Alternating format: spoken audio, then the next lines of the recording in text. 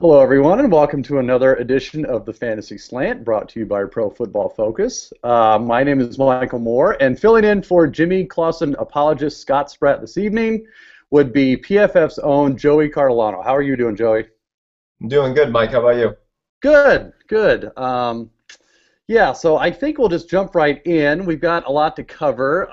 For those of you that don't know, you can also download this podcast on the Stitcher app.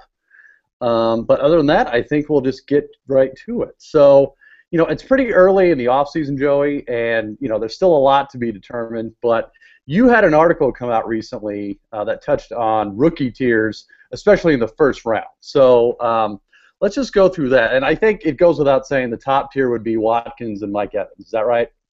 Yep. Yep. Those two Okay. are head and shoulders above everyone else this year, in my opinion.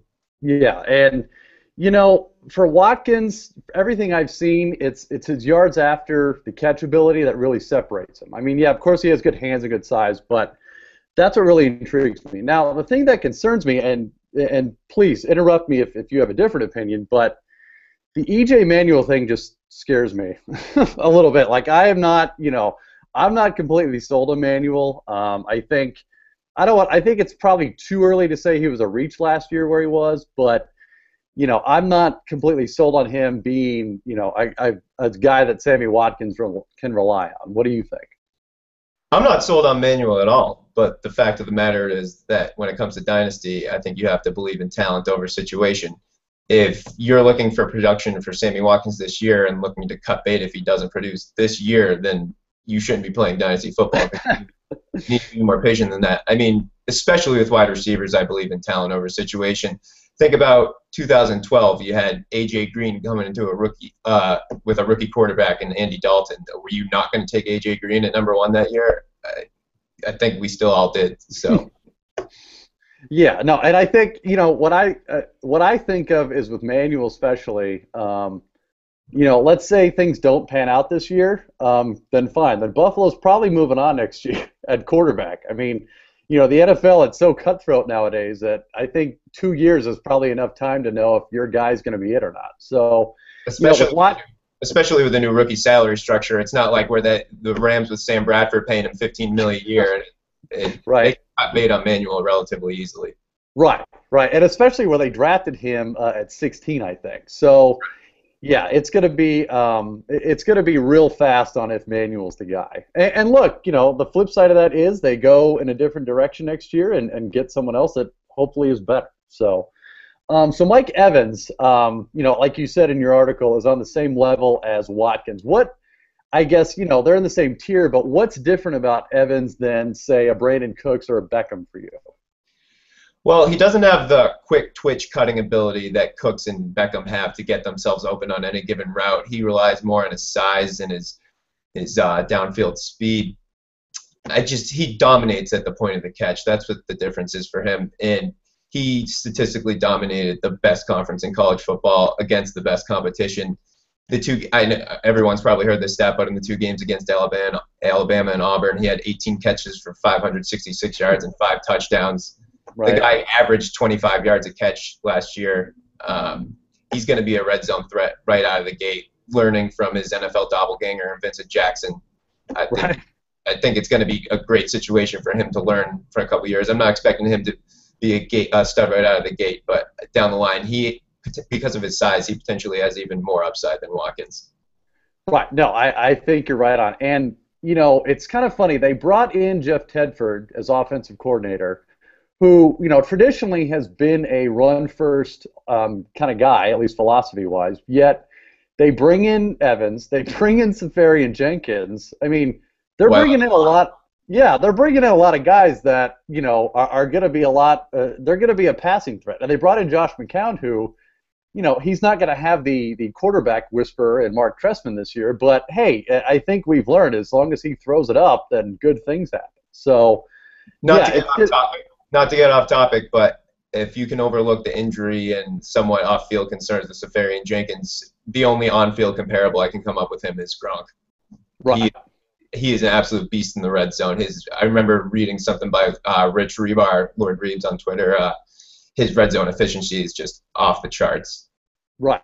Yeah, and Yeah, it's going to be very interesting to see how they feed all those miles in Tampa because there's a lot of very good skill position players there.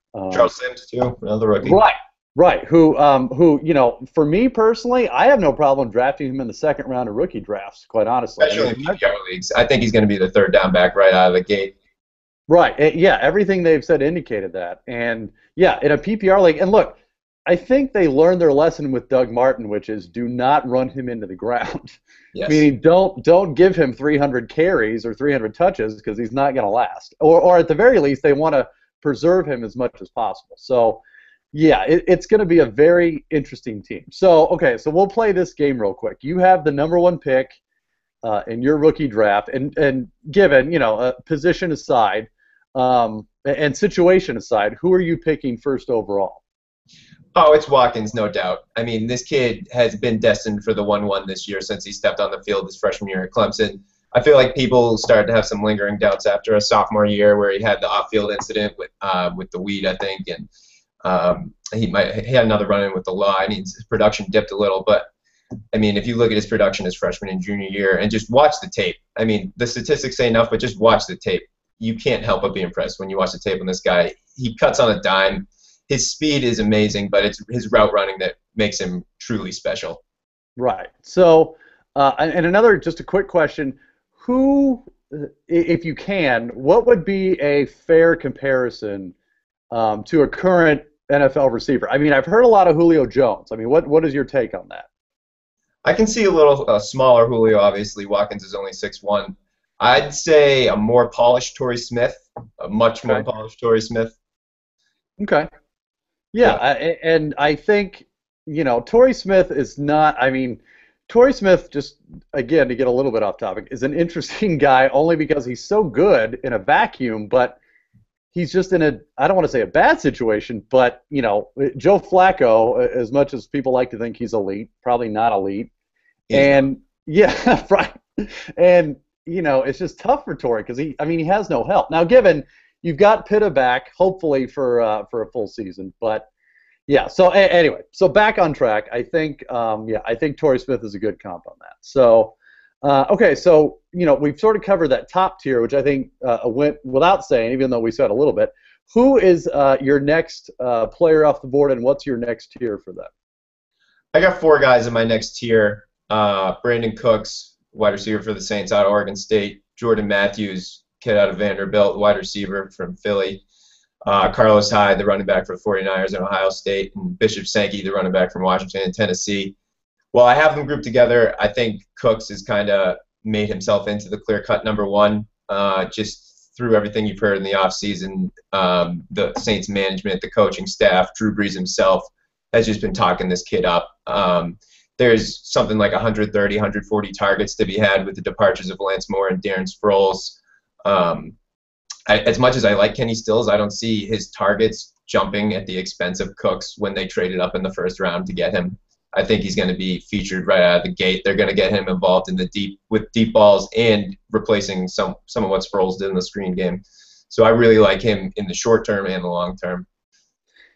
Yeah, yeah, I think there's a lot to like about Cooks. I mean, like you said, the situation, and there's something to be said about teams when they either trade up for guys or spend a lot of money on guys because they're pretty invested at that point. And for the Saints, of all teams, the offensive juggernaut that is the Saints, to trade up for a receiver, I think says a lot. And yeah, like you said, I think Kenny Stills, he's not destined for a lot of catches. I mean, I think he's destined to be their deep ball guy, and they're just going to tell him to run as fast as he can in a straight line and see what happens. But I think Cooks is able to do a lot of different things, and do a lot of things, quite honestly, that they didn't have before. I mean, Lance Moore was, I think, sufficient, but I don't think he had quite the ability as a Cooks does, especially off the line of scrimmage. I mean, I think there's going to be, like you said, a lot of screen passes. A lot of passes under that Cooks is going to get, and in that offense, I mean, I think the sky's the limit. I mean, I don't know that a rookie receiver could have walked into a better situation. No, I think you're going to see a lot of new wrinkles in the Saints offense this year. And speaking of lending credence to teams trading up for guys, Jordan Matthews too. I don't have him far behind Cooks. Chip Kelly clearly handpicked this guy, made him a second-round pick. They moved up 10 or 15 spots to get him. It's hard to find stuff not to like about Jordan Matthews. He's the all-time SEC leader in catches and yards. He's 6'3". He ran a 4.4. He's in a great offense. And he's related to Jerry Rice. Like, what else? What is it more really? do you I didn't need? know that. Yeah, he's like a nephew or something like that. Oh, So, I think I just might leap him over Watkins now then. right. See, now I don't know who Watkins is related to. He might be related to Art Monk. I don't know yet. Yeah, no. So Matthews, yeah, another guy who walks into a very, very good situation.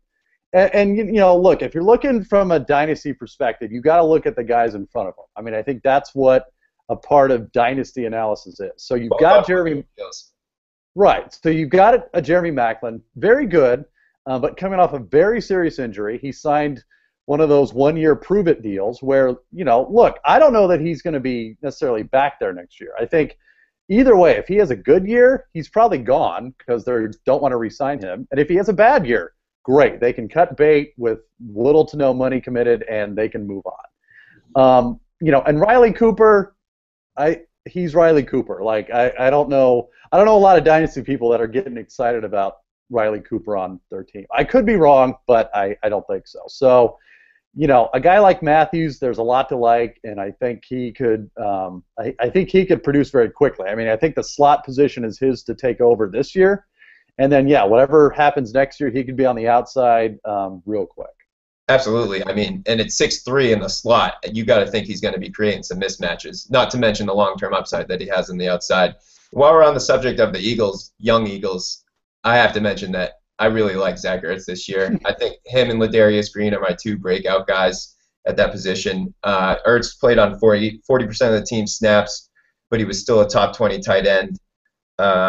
He averaged 13 yards a catch, which is good for sixth in the league among tight ends that grabbed at least 30 balls. Chip Kelly loves him, another guy that he handpicked in the draft last year. I really like him.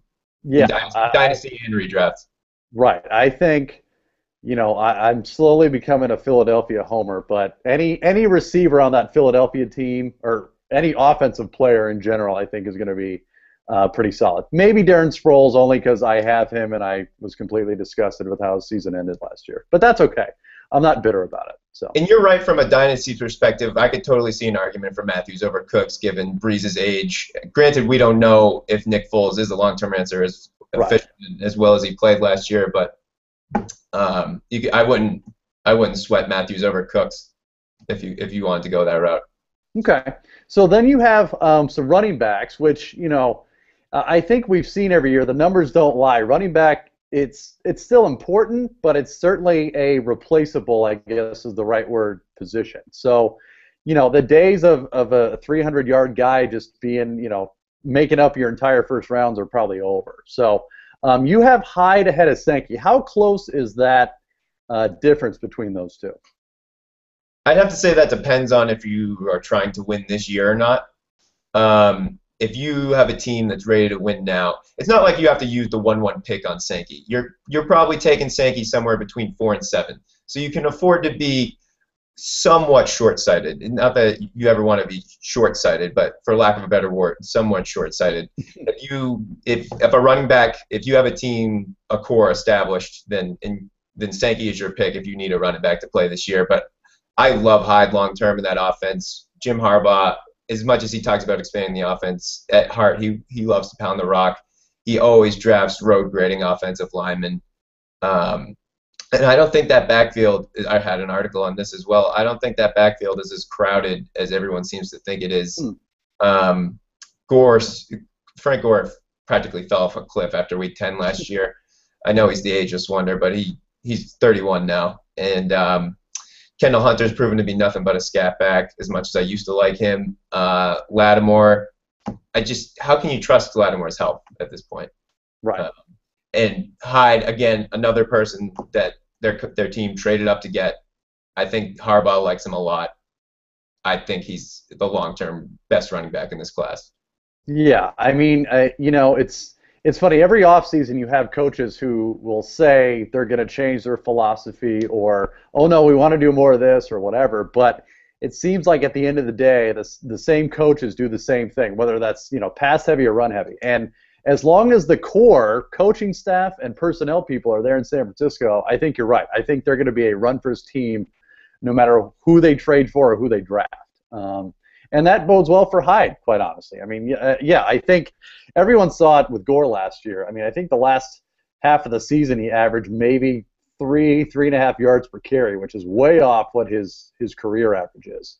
And he's not catching any balls anymore. You used to be able to bank on Frank Gore catching 40, 50 balls easy. He's not even in on passing downs anymore. Right, and I think, on that same point, I think I literally saw a tweet today from PFF's own Mike Clay that I think it was either Gore and fullback Bruce Miller had the same targets or catches, one of the two. But no matter which one it is, when your running back has the same number of targets or catches as your fullback, it's probably not a good thing. So, yeah, I'm in complete agreement. I love Hyde now. Now, some of our viewers may know I'm a 49er fan, so I love Hyde anyway. And I'm hoping people in my Dynasty Leagues don't listen to this, at least not this one. But, yeah, Hyde for me is going to be the top running back off the board anyway. I mean, I get the appeal of Sankey. I really do. I mean, he's a very good athlete. He's behind a decent offensive line. They're not horrible. But for me, it's all about the quarterback. And given it, let me know how you feel about this. But Jake Locker is just not it there. Totally agree. I'd be shocked if Locker was their starter going into next year in 2015. I was gonna say I have a bet that the Titans are probably the team most likely to draft a quarterback in next year's draft. I was using a comparison last year of rookie running backs. You had Le'Veon Bell, you had Eddie Lacy, you had Gio Bernard, who, if you look at it, all had decent quarterbacks to sort of take some of the pressure off. I mean, there was no situation where a rookie running back had to shoulder the load and succeeded. At least not that I can recall. If I'm wrong, believe me, correct me. You're right. Even Monte Ball in his limited action, he had good efficiency, but he's with arguably the greatest quarterback of all time. So. Right. So I think, especially with rookie running backs, it's just hard to get a guy that I think can contribute, especially early. So yeah, but my strategy in general, clear by my rankings, is wide receiver heavy in Dynasty. Just more consistency in year-to-year production, longer shelf life, less chance of injury. I think wide receiver is the way to go in most years, and especially this year. Right. Well, and on that point, they're more immune to a coaching change or a quarterback change or anything like that. I mean, if you have a good receiver, say Calvin Johnson, he's going to be good no matter who is throwing the ball or who's calling the plays. So. Yep. So that covers about the first half of the first round. Who do you have in your third tier? My next guy up for sure is Odell Beckham. I like to do rankings at different points of the year to try to keep a perspective on how I felt before the combine, after the combine, before pro days, before the draft. If you asked me before the NFL draft who my pick at 1-3 after Watkins and Evan was, it was definitely Beckham. And to be honest, it's kind of crazy that he's dropped so far in Dynasty ADP, considering he was that next guy off the board, both in terms of being a wide receiver and just skill position, period, in the NFL draft. He was the only other wide receiver taken in the top 20, I think, right? He went at 12. I don't think Cooks went at 18. But they traded up to get him. Like we touched on earlier with Watkins, his short area burst is just insane. His lateral quickness and agility is just off the charts. He had people will laugh at this, but I love the 3-cone drill for running backs and receivers. He had an elite 3-cone drill time at 6'6", 9. And for a guy who's only 6 feet, he knows how to leverage his athleticism into winning, jumping, contested balls. I mean, if you watch the film, he was consistently beating cornerbacks that were of size, if not bigger than him, in the SEC, obviously, which is great competition. So. Yeah, and I think definitely Beckham probably has the award for best route runner of this receiving class. I mean, if you were to ask, who's the most polished of all of them, I think you could make a case for him. I really do. For dynasty purposes, I'll be honest. The Giants, I think, long-term potential just scares me. Quite honestly. I mean, and it's funny. You've got Eli Manning, who it's not like, when we talked about EJ Manuel's squarely in that zone where either he's going to suck or he's going to be good. Yep. And we're going to know that real fast. With Eli Manning, They can be mired in mediocrity. You're right. Right. And that's what scares me, quite honestly, because he has been good. And, I'm not saying it's not possible. I mean, I think 2 or 3 years ago, they had Victor Cruz and Hakeem Nicks both with 1,000-yard seasons. So it's not like, Eli Manning's never done it before. But my concern is he can't do it again. Now, there's a lot of things going well for that team this year, that offense especially. They brought in Ben McAdoo from Green Bay to be their offensive coordinator. So it's going to be a lot of 3-wide sets. They're going to be passing it more. But yeah, Manning's the linchpin and all that. And for me, it just scares. Believe me, I'm with you on ranking him well behind a Matthews and a Cooks. But it's just sort of like they're not at that point yet where I think they are able to cut Manning loose outright, but they still want to hang on and see if he's got anything left. I'm really interested to see what Manning does this year. He got killed last year. I think he took something like 35 or 40 sacks. Like you said, they're revamping that offense. They're changing the offense completely from Kevin Gilbride to Ben McAdoo. He's bringing in the Packers system. As much as it pains me to say as a Patriots fan, Eli's a good quarterback. Wow. We need to get that on the record then. No, okay. I know. No, believe me, that kills me. I'll never. 2007, I'll take that to my grave. But yeah, I mean, he's a good quarterback. He's a top 10 quarterback in the league, I think, 10 to 12 anyway. And if he does this year what he did last year, I'll begin to question his ability. But I mean, the guy's still only 33, and which is for quarterbacks is relatively young. Not young. I mean, it's not old. Compared to the Brees and the Bradys of the world, that's middle age, I would say. Probably. Yeah. It's not young. It's not old. So I'm really interested to see what he does this year, how he adjusts to the new offense. But I agree. Short term, I don't know about Beckham, but especially with wide receivers, like I was saying earlier, talent over situation. While we're on the subject, I think Ruben Randall's being overhyped a little, personally. Oh yeah, no, I would agree with that. I mean, I don't know. And I'm assuming Ruben Randall does not listen to this podcast, but I'm assuming, or I'm not assuming, every report I've heard this offseason has not been good about him.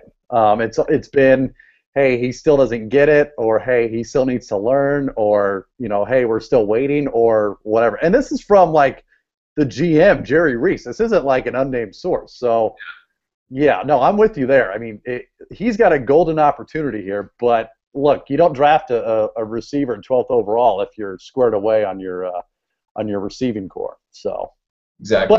But on the same side, on the flip side, that's also a golden opportunity for Beckham too, because I don't think Randall's going to necessarily give him a run for his money there. So I think by the second half of the season rolls around, you'll see Beckham running in 2-wide sets with Cruz.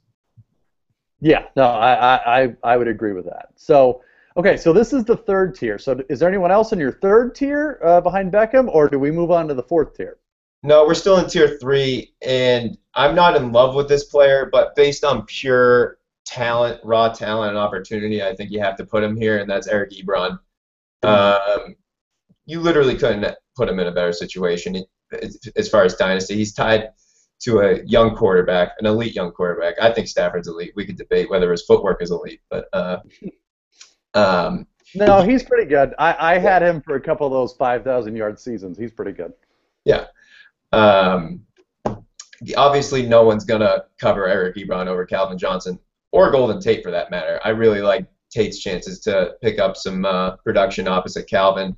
I think Ebron has brought in to be that move tight end. They re-signed Pettigrew I think it was only a 1-year deal for Pettigrew, but he's an inline blocker. We all know he has stone for hands. Ebron's going to see more targets. I like him long term.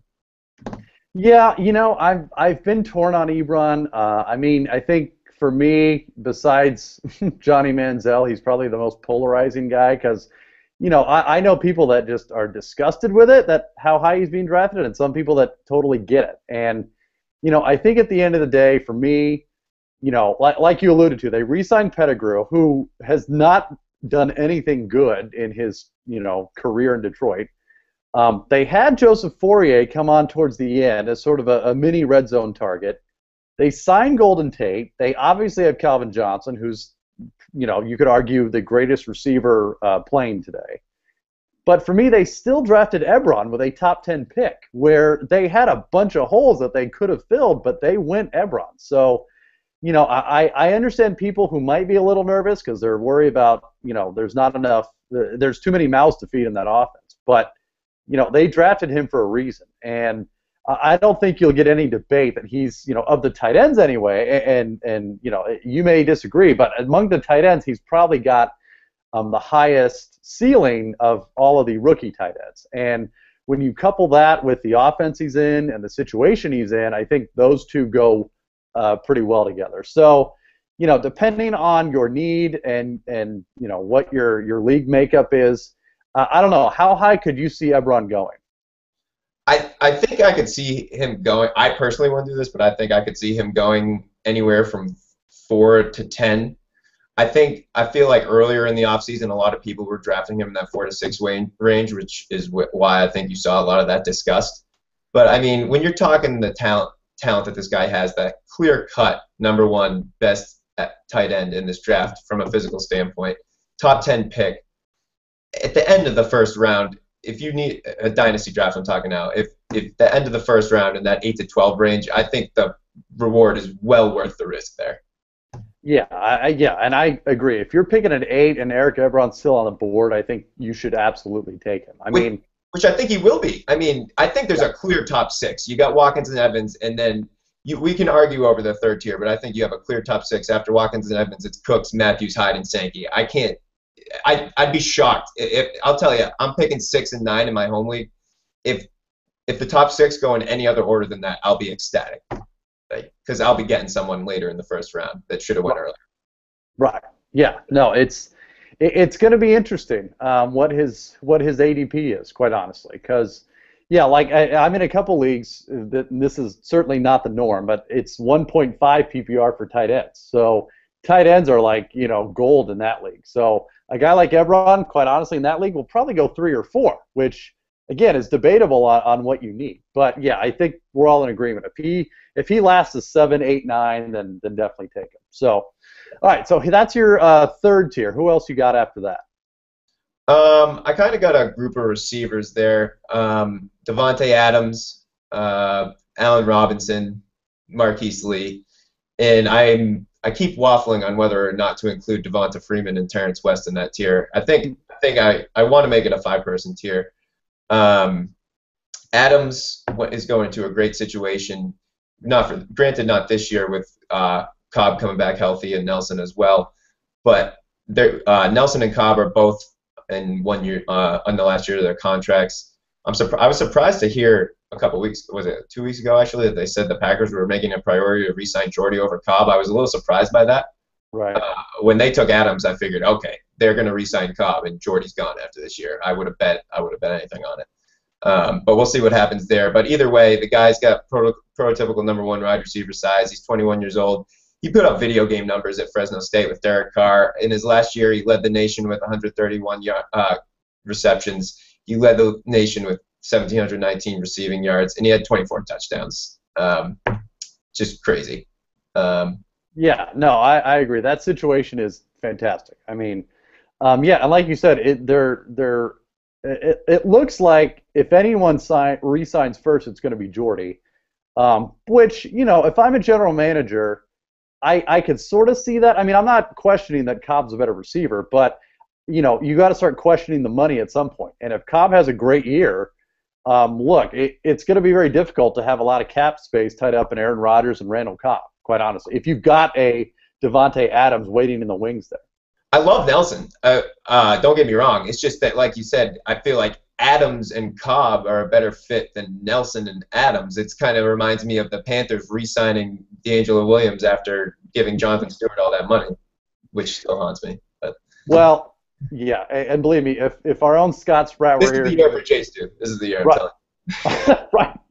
The 1 year he finally plays in at least 11 games. So, yeah, no, and if our own Scott Spratt were here, he would probably be thrown up in his mouth a little bit. So, but yeah, so I can sort of see it, but yeah, at the end of the day, you've got a guy in Adams who, look, is a very good receiver, and if you're one of those, and me and Scott have talked about this before, I think there's two kinds of thinking on your dynasty overall strategy, whether it's the draft or trades or whatever. There's the strictly upside people who only view the potential of people, and the people that sort of look at more the floor than the ceiling of a guy. I'm firmly in the latter, meaning you can call me a wuss, whatever, but I like getting a sure thing. And with a guy like Adams, I think you're getting that only because he's going to a team that is going to be passing it at least for the next 5 to 10 years with Aaron Rodgers. So, that's why a guy like that I would much rather have than say another guy we'll talk about in Allen Robinson, because I'm not sold yet on Robinson. But maybe you can convince me, Joey. I don't know. We'll see. I don't know if I can, but Robinson's been a biggie of mine all offseason. I love his tape. To be honest with you, when I watch him, the first person I thought of was A.J. Green. By no means am I comparing him to A.J. Green. I'm just talking about playing style, just the way he runs his routes and going up and getting the ball. If you want to learn more about Robinson, I highly suggest checking out the work by the CFX on Twitter. John Moore, he did this great piece earlier, like before the draft even, about how Allen Robinson was his #1 receiver this year, and when people were talking about him in the 4th round, and then Robinson ended up going in the 2nd. So I just really like him. I think I like Marquise Lee, but I don't know if I'm still in love with 2012 Marquise Lee and the name, or I just think when push comes to shove, Robinson has a better chance to be a #1 NFL wide receiver than Marquise Lee, and that's why I put him over him. But they're both in that same 10 to 15 range in rookie drafts. Sure. No, and I think it goes back to just what we were talking about. I think personally, I think Lee, if you're the more conservative dynasty leaguer, I think Lee's probably your guy because he's probably more pro ready. But Robinson, everything I've seen has said Robinson definitely has the higher potential and the higher ceiling. So, yeah, I could see a scenario where you take Robinson, especially if that's sort of your thinking. And hey, I'm probably higher on the Jacksonville offense as a whole than most. Not this year. I'm not saying Chad Henne's going to lead them to like the playoffs, but I think, though. Well, and he could, believe me, if they stick to that 30 handoff a game plan, they might. But yeah, so I think they're getting a good thing going there. Maybe not this year, but yeah, if you're at the end of the 1st round, especially if one of these guys slips to the early 2nd, I think it's a pretty good value. So yeah, I think the early 2nd is a sweet spot for Robinson. I forgot to mention the other thing I really like about him is that he played for Bill O'Brien 2 years at Penn State. He's been in a pro-style system for 2 years, and you can tell when you watch the tape, his route running is refined. Right, and they're going to have their chances. Believe me, they drafted Blake Bortles for a reason. It wasn't as much as we want to. It wasn't to pass off to Toby Gerhart 30 times a game. So. Yeah, so we'll see. We'll see. I think those picks are definitely more with 2015 in mind than 2014. So. Yeah, well, if you're not thinking about 2015, you shouldn't be playing Dynasty. Right. Touche. So, all right, who do you have after that? Like I said, Devontae Freeman, Terrence West. Freeman is an obvious one. He's going to be their 3rd down back right out of the gate, most likely. I really liked his tape at Florida State. He scarily reminds me of Jaquiz Rogers, actually, but I like him more than I ever liked. Oh, no. But I mean, as far as a physical profile, right. But when I watch him run, I like Freeman a lot more than I ever liked Jaquiz Rogers. I think he's a better runner in between the tackles, and there's a good chance Steven Jackson gets hurt sometime this year. And even if he doesn't get hurt sometime this year, the guy's 31 years old. He has the most career carries of any active running back in the league. He's not long for the league, or at least not long for a starting role, I should say. No, I agree because I forgot. It wasn't my own doing, but I forgot the source. But essentially, running backs, the peak age they've determined is about 28, and after 28, the production goes down drastically. So with a guy like Jackson, who maybe could still fulfill 1st and 2nd down duties, I think you're right. I think it's silly to assume he's going to be a three-down guy this year or even worse next year. Yeah. And look, Jaquiz has had his chance. I mean, he's been there for years. And even as, late as last year, they were still drafting him with an eye for the future. But he hasn't done it. And I think Atlanta finally realized, look, Jaquiz is not the long-term answer here. We need to go a different direction. And that's why they drafted a guy like Freeman, who already has shown, pro-ready pass protection, pro-ready hands. That's going to get him on the field right away, the pass protection. Right. So I'm with you. I think we're both high on Freeman. I know a lot of people at PFF are high on Freeman. I think if you can get him late first, I think that's a win for you. So. Yep. And Terrence West, he's an interesting guy. Sort of the same situation where he's coming into a team that has some good players surrounding him. Not as good as Atlanta, I don't think, but. More importantly, he plays behind a very fragile running back. So, I think he's a guy. The comparisons I've seen are sort of Alfred Morris-ish, meaning, look, he's not necessarily a superstar in any one skill, but he's very good at the cutback. They are bringing on Kyle Shanahan as offensive coordinator, who was Alfred Morris' offensive coordinator in Washington. So I think that's probably where people are getting that idea from. What about you? Yeah, he was one of my favorites just pre-combine via film study. There was a lot of chatter about him. I think Evan Silva over at Roto-World was talking about a lot and Run for Johnny. So that's what made me watch him in the first place. And granted, it's against lesser competition at Towson, but this guy absolutely dominated, both statistically and passing the eye test when you just watch the tape. He is a bull. For a guy his size, he has really good feet for a guy his size. Yeah, and with your sort of dynasty hat on, you got to realize Ben Tate is only on there for a 2-year deal. It's not like they gave him big money or signed him long term. So, look, Tate has a shelf life there of probably just that 2-year contract. And if that. A guy. Right, if that. If he even lasts the full 2 years, which he hasn't been able to do yet. So, yeah, I think Wes is definitely a guy that has some potential. Now, as with anyone on Cleveland, I think the Gordon suspension definitely hurt. But, look, that probably just means they probably need to run it a little more than they were planning on it.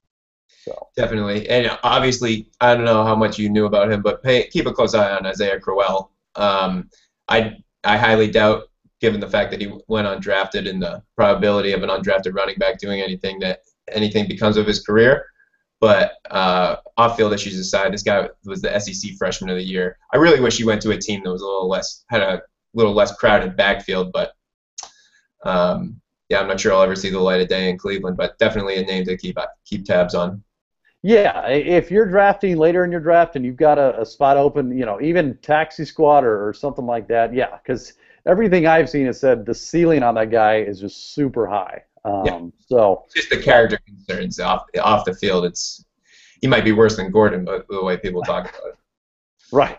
Which, hey, apparently Cleveland is okay with. So, all right. So we covered, I think, the first round pretty good, and broke down those tiers. So, I think the bottom line is for folks is if you get into a situation where you've got a tier 2 guy over tier 3, I think it's pretty obvious who to go after. But that sort of lays out how you should go about your drafting on your first round anyway. So we also wanted to get into, Joey, some training camp battles with sort of a dynasty angle.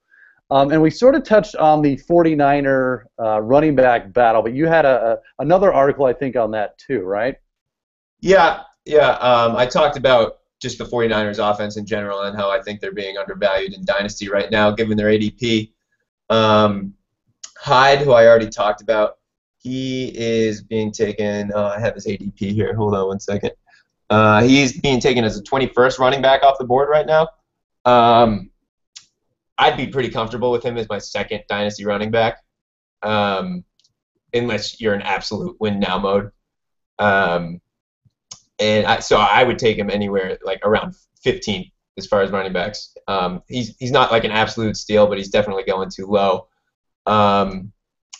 While we're on the subject of the 49ers in the article, I talked about Kaepernick. He's going outside the top 10 in quarterbacks, which is just, I think, is ridiculous given his upside and the fact that the Harbaugh and the coaching staff have been talking about opening up the offense all year.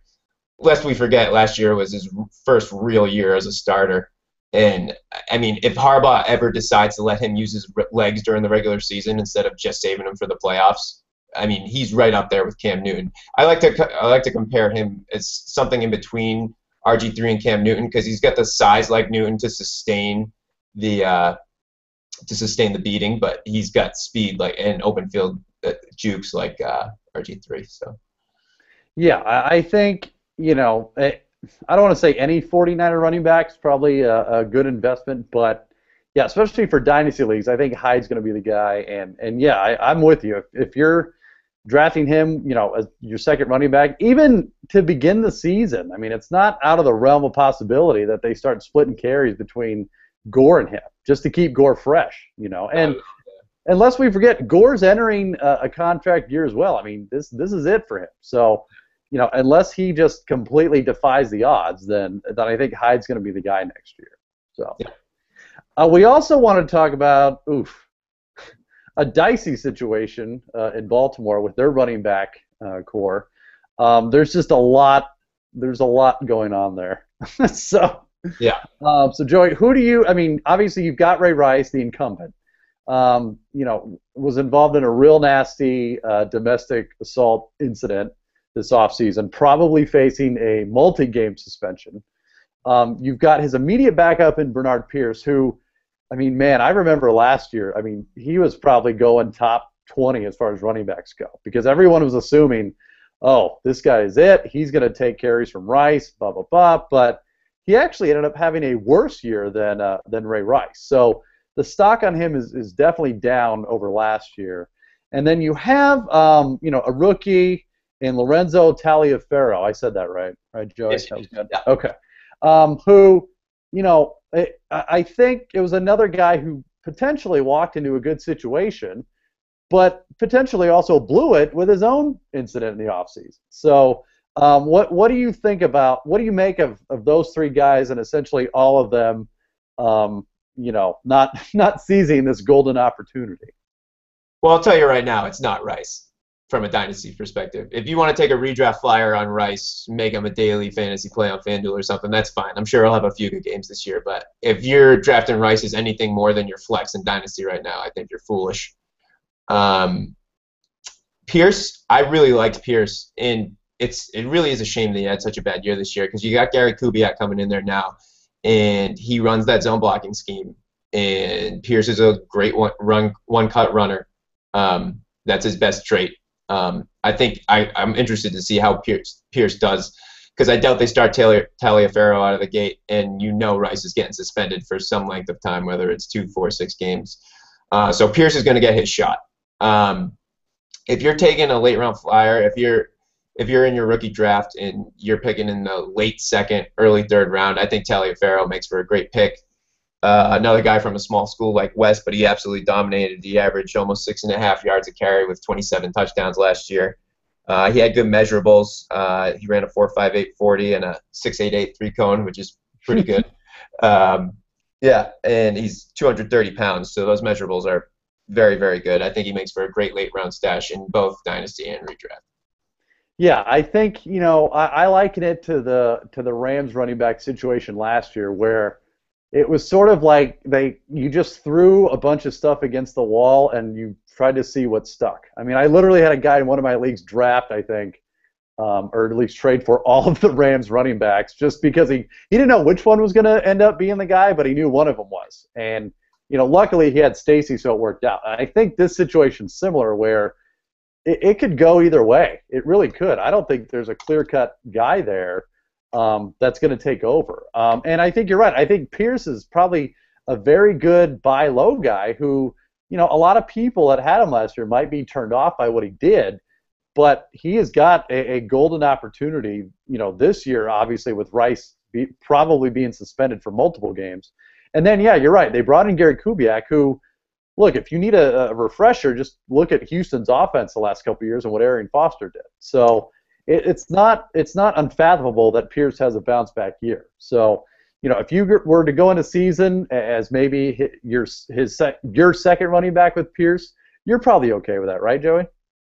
Yeah, I think I'm okay with that for right now. And like we were talking about with Cleveland, I think after the disaster that was last year on the Ravens offense and given Kubiak's track record, they're going to be running the ball a ton. I think there's going to be weeks where you're going to be able to use 2 out of those 3 guys as viable fantasy options. Right. The less that Joe Flacco has to do everything himself, the better. So Exactly. all right, so we're going to move on. Different position, different team. The Chargers tight end battle, which I know you are in love with one of these guys. Yeah, I think Ladarius Green has all the upside in the world. He's been learning under Gates for 2 years. I hear these people talking about Gates bouncing back this year. I just don't see it given his history of lower body injuries. I mean, his best attribute was his physicality and his athleticism. That's what separated him. And well, I think he's had plantar fasciitis for like 5 years now. yeah, so. And how many sports careers has that ruined? And not just football. I mean, you talk about guys like Bill Walton. We could go on and on. But talking about Green, so point being with Gates, I think there's an opportunity there to be had. Maybe not this year to be the full-time starting tight end, but by 2015 for sure. And by next offseason, I think it's going to be too late to buy on Green. The guy averaged 22 yards a catch last year in the NFL. Like, we talk about Mike Evans averaging 25 yards a catch in college. That's one thing. But when you're averaging 22 yards a catch from the tight end position in the NFL and you're 6'6", I'm sorry, like, I'm going to fall in love with you. Like, right. This guy is crazy athletic and crazy efficient. I think Phillip Rivers is so underrated, and he's another guy who's not that old. So right, and I think if you're looking for a comparison, just look at what Antonio Gates did in his prime with Rivers. I mean, you don't have to look very far to see what the potential is there. Yeah. And yeah, I think you're right. I don't know how Gates is still walking, quite honestly, but at some point he's going to not be the Antonio Gates that he was. And I didn't have a lot of faith going into last year in the Chargers, sort of, the coaches and the personnel there. But look, they proved me wrong.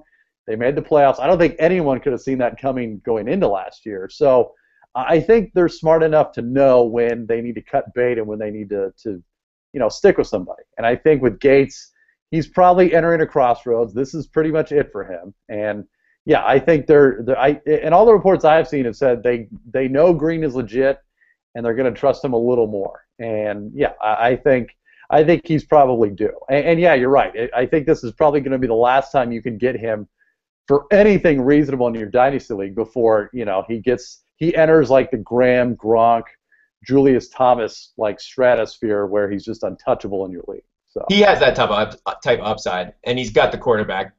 Tight end production is so tied to quarterback value. Right. And yeah, Rivers ain't going anywhere. So yeah. And finally, this is a very hot topic, which is the Seattle running back competition. I mean, you obviously have Marshawn Lynch, who's been, I think he was always very good. I think the last couple years, people have finally realized how good he was. Because, look, he was taken for granted in Buffalo, quite honestly, and they shipped him out. And look, give credit to Pete Carroll. He recognized it. And given I'm a 49er fan, but even I can recognize that they knew what they were doing with that, and he dominated. But they drafted a guy in Kristen Michael last year from Texas A&M who, some would argue he had the best pure raw talent from last year's rookie running back class. I would argue that. Yeah, and look, they know what they're doing there. They realized, hey, he's not ready yet, and frankly, they didn't need him last year. Obviously, they won a Super Bowl with him carrying it, I think, less than probably 10 times last year. And it's not like he was a 7th-round pick. They invested significant draft capital in him. I believe he was a 2nd, 3rd at the latest. Right. And look, Marshawn Lynch is expensive, and he's going to get more expensive. And well, he thinks he is. Right. Well, yeah. But next year, I mean, come 2015, I think that cap number is north of $9 million. And I don't know any team on the planet that is going to be investing $9 million in their running back, or in one running back for that matter. So yeah. So what do you think? Both this year, Joey, with Seattle's running backs, and then obviously beyond this year. I've been on, not to toot my own horn, but I've been on this one all over for like since the beginning of the year, or the offseason, I should say. I traded Lynch in my home league to move up and get Mike Evans in March. When I say get Mike Evans, I trade for the number 2 pick. Um, I think you talk about looking forward in Dynasty 2015, 2016. Marshawn Lynch's contract situation, given the state that NFL running back contracts are in, is one of the most obvious cap casualties in the league. One of the most obvious. I mean, like you said, $9 million for a running back in this day and age, when you can't even count on one hand guys that are getting 300 carries anymore. Especially when you have such a talented backup. I love Christine Michael. Like I'd be selling Lynch anyway, but the fact that Michael is there just is the cherry on the sell cake.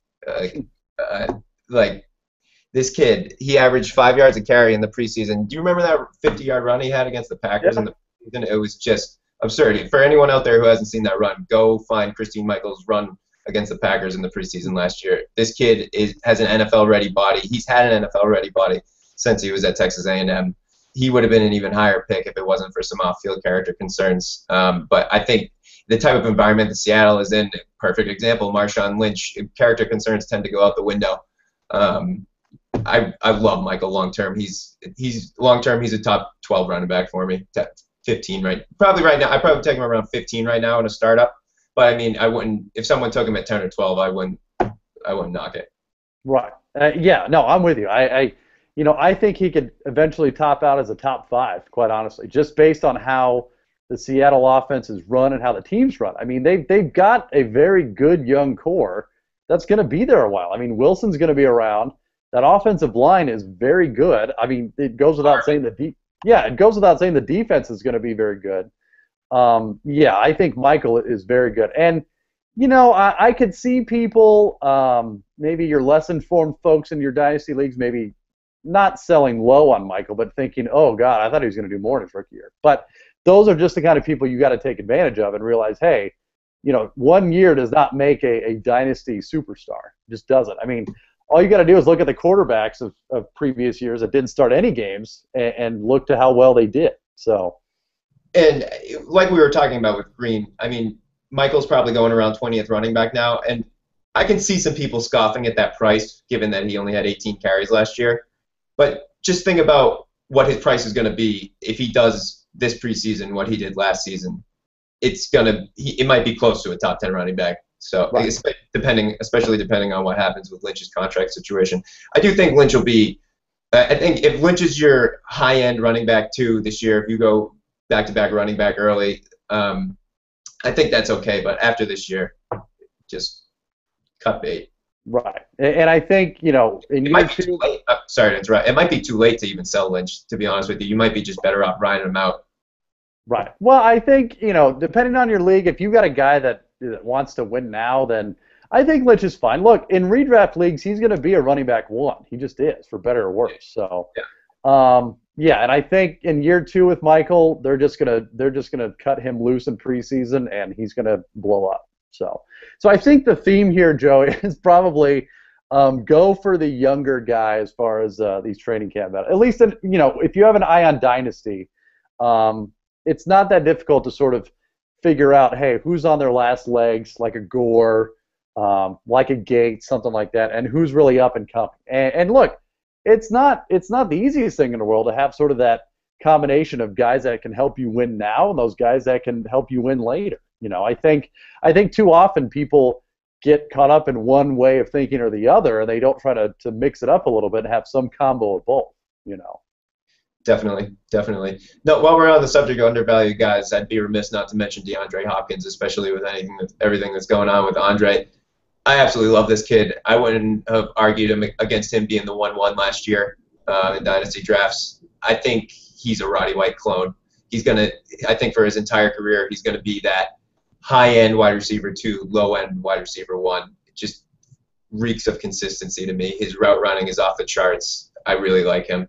Right. And again, with a dynasty hat on, Ryan Fitzpatrick is not going to be the long-term answer there. So you got to believe they're going to bring someone in at some point with some long-term potential. And I think, yeah, you're right. I think I don't want to say they had an eye on losing Johnson when they drafted Hopkins last year, but hey, Johnson's not exactly young either. So, I think they probably did pretty good in sort of prepping for the inevitability of Johnson leaving town, whatever that was. Quick little stat nugget on Hopkins. PFF charted him with 1 drop on 53 catchable balls, which is 1.8%. That was second in the league to Larry Fitzgerald. Yeah, I mean, as far as the talent goes, Hopkins is there. And I think that's another guy that you could probably buy low on as far as dynasty goes. I think some people might see the quarterback situation. They might see it's a rebuilding team, and that might scare him off. But, yeah, as far as talent goes, I think he's right up there. So Definitely. All right, man. Well, that concludes this episode of the Fantasy Slant, brought to you by Pro Football Focus. Again, you can find us on the Stitcher app, and as always, find Joey's articles and others at profootballfocus.com. So until next time, Joey, we'll see you around. Thanks, Mike.